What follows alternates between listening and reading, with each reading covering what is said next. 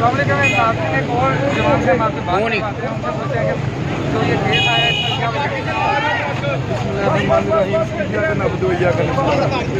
मैं सबसे पहले आपको ये बताऊं, मैं आपको एक शेर में सारी बात क्लियर करना चाहता हूँ। पंजाबी का एक शेर है कि असां शौक दे पिंजरे बन छोड़े, असां शौक दे पिंजरे बन छोड़े, हुन फसली बटेरे नहीं रखने।